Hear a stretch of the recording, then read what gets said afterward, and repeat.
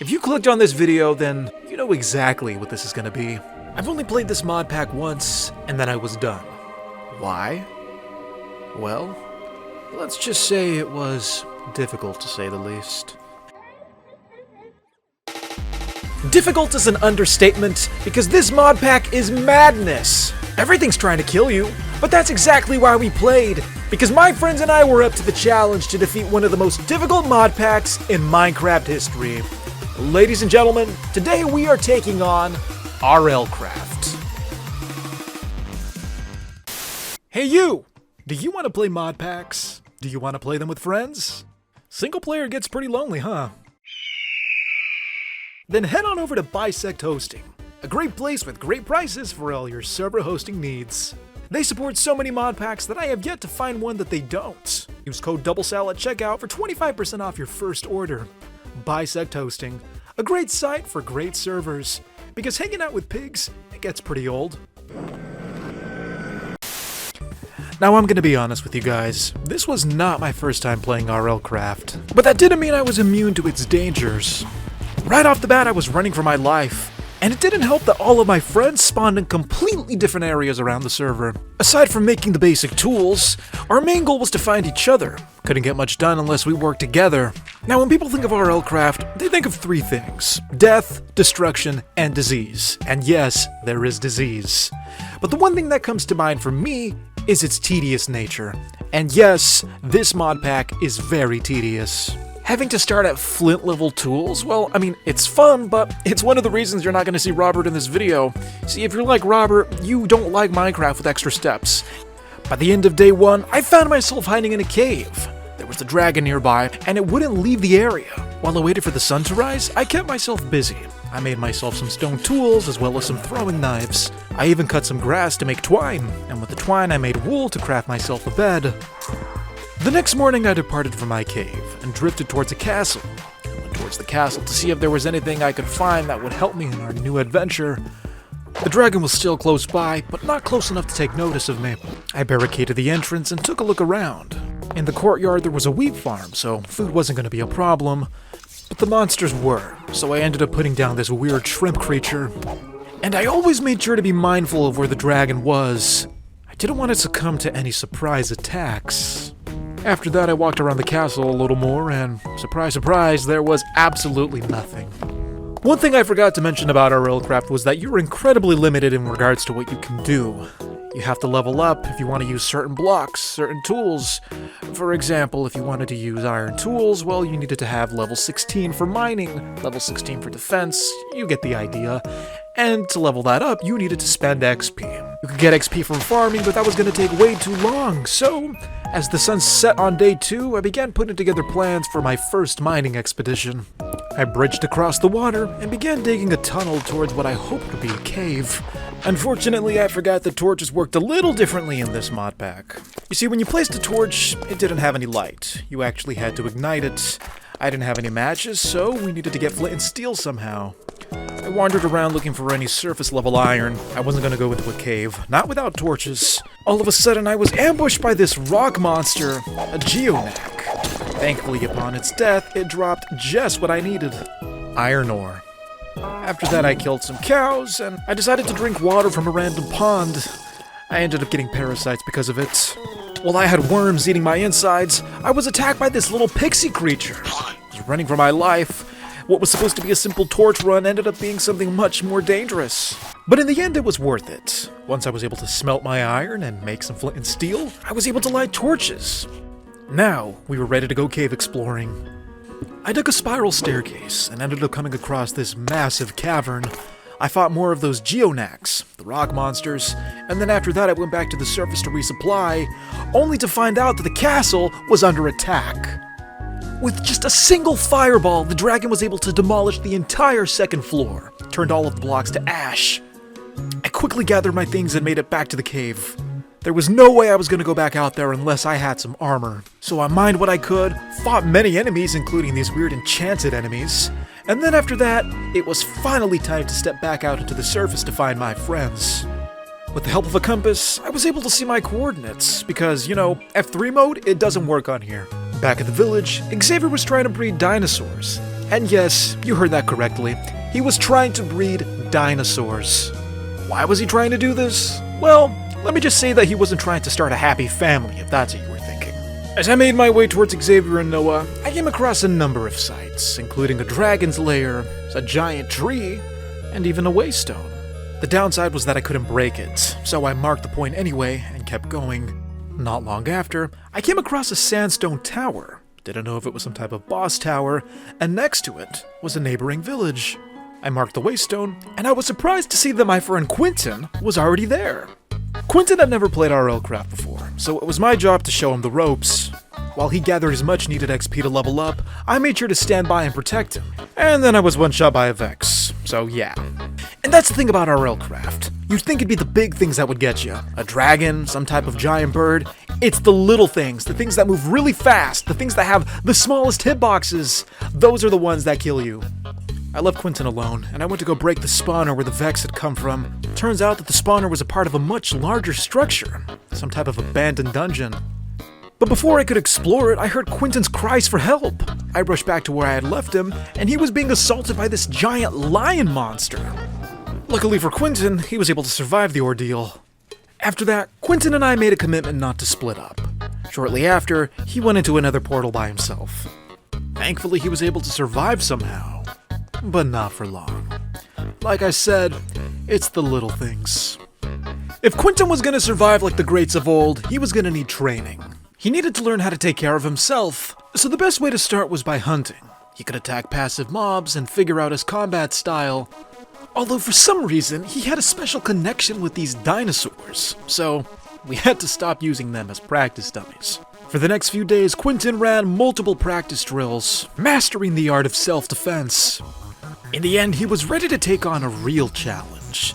Instead of attacking simple vanilla mobs, it was time for him to face the more difficult enemies. Turns out he needed to work on his aim. Once again, Quentin and I returned to the desert. It was too hot to explore during the day, so if we wanted to take a look at that pyramid, it was gonna have to be at night. We cautiously entered, and we found that there was a secret staircase at the end of the hallway. Before we could explore it, we were suddenly ambushed by a blighted skeleton. The next few moments were chaotic to say the least. Here's a clip, courtesy of Quentin. Get back inside, get back inside, get back inside. Oh! Quentin, hide. Oh no! Band-aids, band-aids. Oh. No. No! God, I'm gonna die. Don't look back, just keep going. Oh, get in the water! After escaping the hands of death multiple times, Quentin and I returned to the pyramid triumphant. Or so I thought. Stop. Once everything had calmed down, we went back to the pyramid to pick up our stuff. It was finally time to see what was inside that hallway.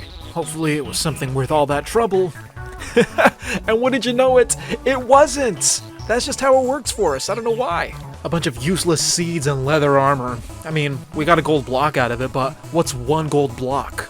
After that, it was time for us to continue our journey. With my new traveling companion, Quentin and I ventured off, hoping to find Xavier and Noah before nature got a chance to kill us again.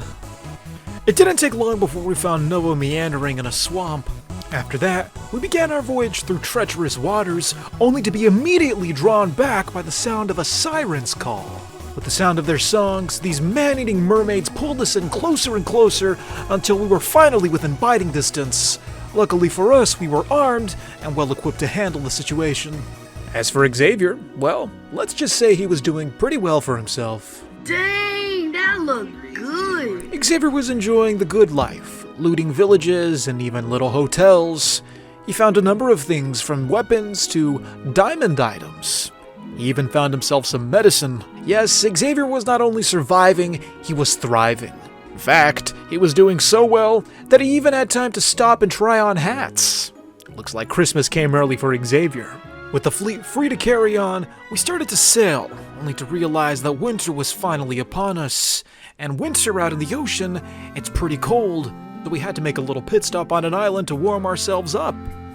After that, Quentin logged off for the night, but Noah and I, we pressed onward. We found a raft, and there we set up shop for a couple of nights. We crafted ourselves some warm clothing, and then we spotted a mega structure out in the distance. It looked like some type of massive desert temple. We swam under the walls only to find an oasis waiting for us on the other side. It was beautiful, and there was gold everywhere. It was truly an explorer's dream come true. We killed some of the animals, and with their resources, we made a backpack. Our inventories were getting pretty full, and we needed a way to carry back all that gold. Once the sun set, Noah and I began scaling the walls. We must have been in a desert biome because we couldn't get anything done during the day. I mined a lot of gold blocks, but it was too many to take home with me, so I was pretty satisfied with that little haul that I had. And wow, the views from the walls, they were really pretty. The next morning we continued to sail. After a long ocean voyage, we finally reached land, and we were met with the sight of a large dragon skeleton. We collected the bones because those were going to be useful for later. Once again, the desert delivered us another structure, this one even prettier than the last one. I took a closer look, only to discover that this beautiful structure was a giant death trap. Within this ornate desert temple were spawners, some of which were spawning wither skeletons. This early in the game, there was no way we were going to even attempt this. We kept moving, and with the harsh sun beating down on us, we were relieved to find a desert city. We climbed over the walls only to discover that our refuge was under attack by, you guessed it, a dragon.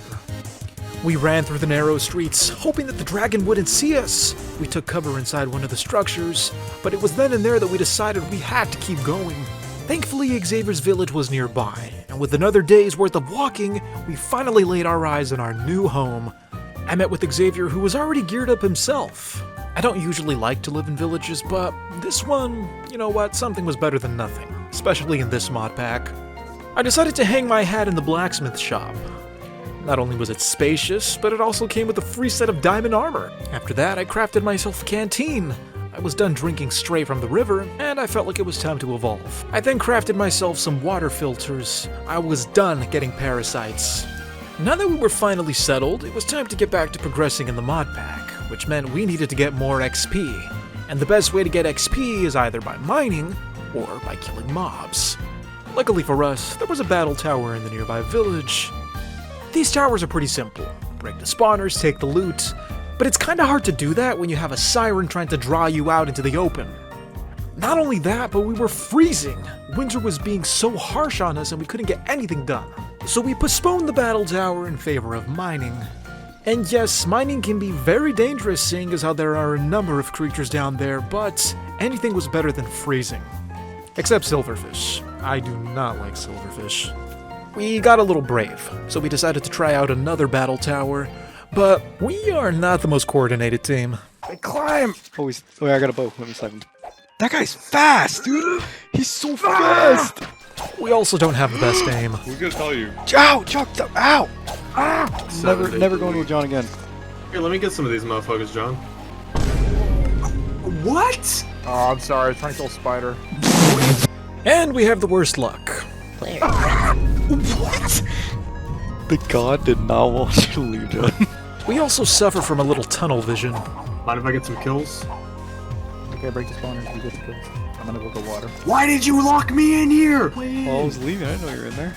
With the materials I had gathered, it was time to make a game-changing object called a Soul Gazer. With the Soul Gazer, I could study monsters, and then I could summon those monsters and have them fight for me. I would spawn these monsters with the summoning staff, and once I had studied the monster long enough, I was able to spawn it, and well, you get the idea. Look at them go. We now had minions that were gonna fight for us. And these guys are pretty effective at what they do. If something hits me, they attack it. Just like a tamed wolf.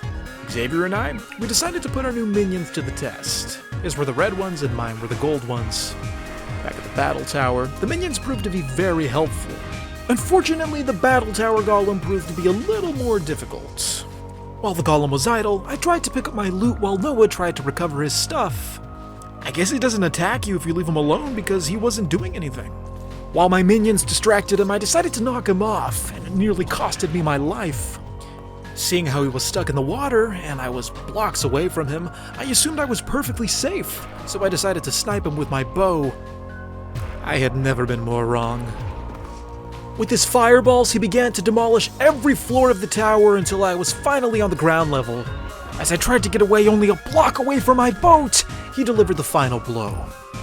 Xavier and I hopped on a boat and we went back to the tower to finish the job. I sailed while he tried to shoot the golem. Unfortunately, my friends, they just don't have good aim.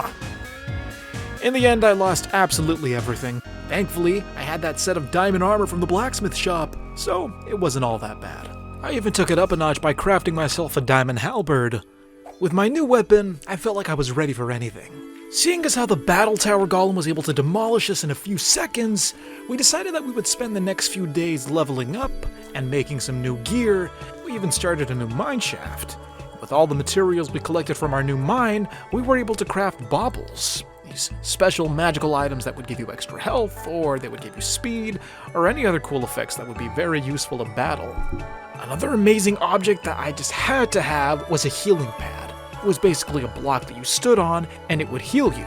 And if you were on the go, well, you could make a healing ring, an item that slowly heals you over time. As for the XP, we couldn't find any other battle towers nearby, except this strange, ominous structure in the Defiled Lands. I climbed the vines to see if there was anything at the top of this tower. All I found was a whole lot of nothing. We took the main entrance and discovered that the tower was full of spawners. In short, this was a super battle tower.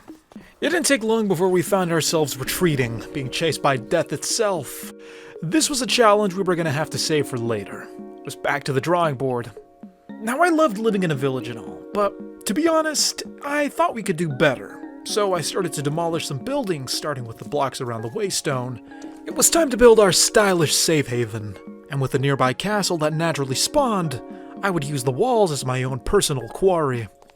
I decided to go with a simple oak fort theme. We would keep some of the village buildings, but the main structure would be a courtyard with a 2-story building.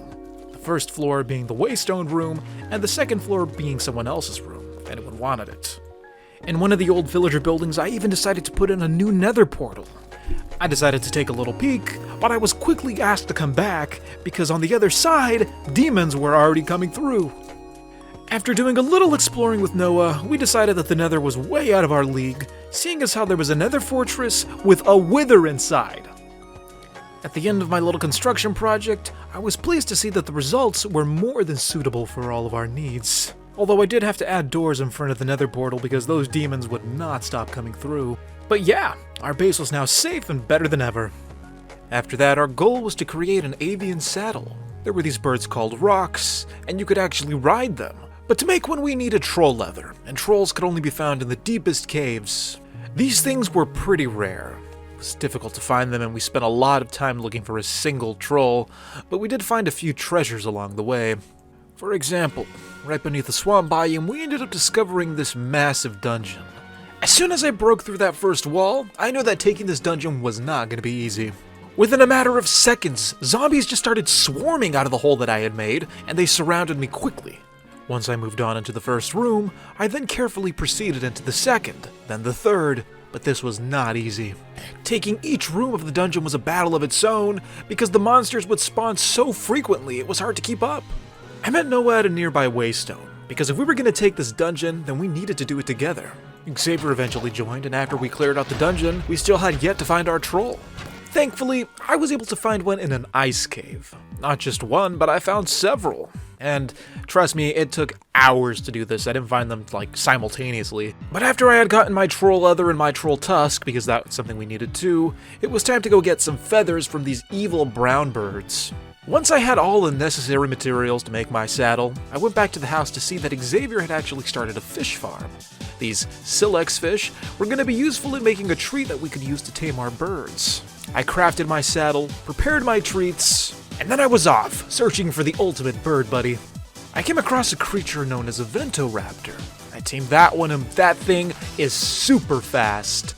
Unfortunately, the one thing I didn't know about the ventoraptor is that it can't fly. So the search had to continue, until I came across the rock, the bird that we had mentioned earlier. Once it was tamed, there was no limit to where we could go, and our first destination was that of a dragon's nest. And that's exactly why we needed these things, because killing a dragon on the ground, at least with our current gear, it's next to impossible. And let me tell you, you can't really tell when you're up in the air, but dragons, their fireballs, they do touch ground, and they are destructive.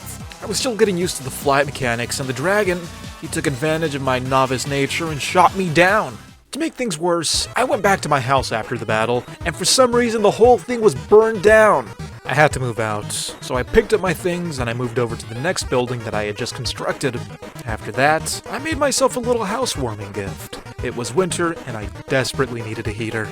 After I had made myself at home, it was time for me to craft new weapons, stronger weapons. I made myself a dragon bone spear with the bones Noah and I had collected earlier. With this new spear, we would be well equipped to take on even stronger enemies. I also gave my bird pet armor. If we were going to go into battle, he needed to be well protected.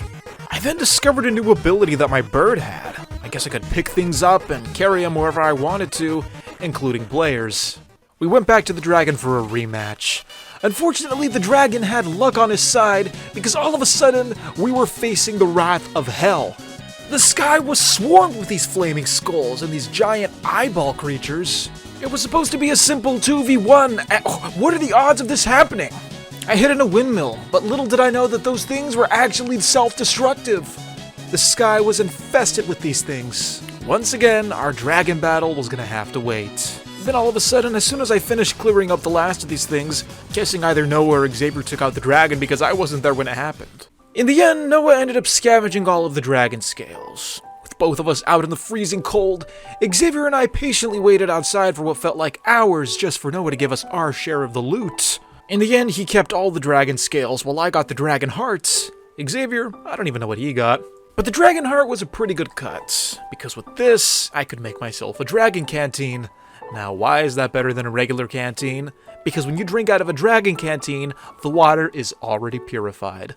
No more water filters, and no more parasites. After that, I spent a good deal of time looking for chickens. For some reason, they just weren't spawning in our area, so it took a couple of days to find them because we needed their feathers for arrows.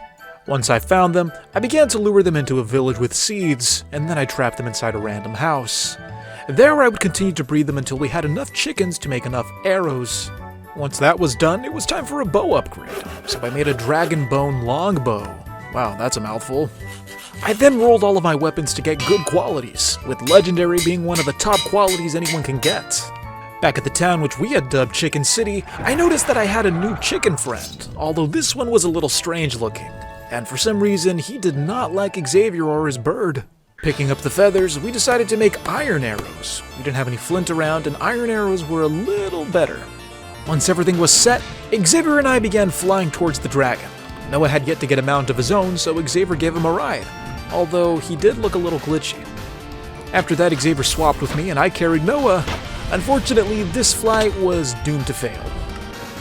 While Noah and I scurried back to get our stuff before the dragon could burn it, Xavier ended up finishing him off. By the time we got there, he was already collecting the scales as well as the bones and other resources it dropped. Noah logged off, but I still needed my own scales for my own set of dragon armor. So once again, Xavier and I flew to the dragon nests. This was our final challenge. Once we killed this dragon, all of us would be able to have dragon armor. Failure was not an option. With the help of our bows, Xavier and I pelted the dragon with arrow after arrow, and if one of us fell, the other would continue to fight. We spent the whole day fighting this dragon, so by the time the sun set, we had to go back and get some sleep. We didn't want any other mobs getting in the way. But by the next morning, we were back at it again. It was day 100, and we were determined to see this thing through. On that 100th morning, the dragon finally started losing his strength. With just a few more arrows, the dragon was done. Good thing too, because we were running out of arrows. And he began to plummet from the sky. Really did put up a fight, but in the end, his scales were mine. At last, I finally had my own set of dragon armor. I tried it on, and then I went to Xavier's house to see how his armor was coming along. He had a full set as well. That, and a brand new adopted son.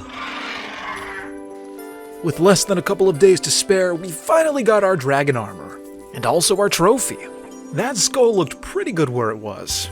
I'm not gonna lie, I'm probably gonna do a 200 days video for this because there is so much more I want to do, including the infamous Lost Cities dimension, but we'll save that for next time. Thank you guys for watching, and we'll see you in the next video.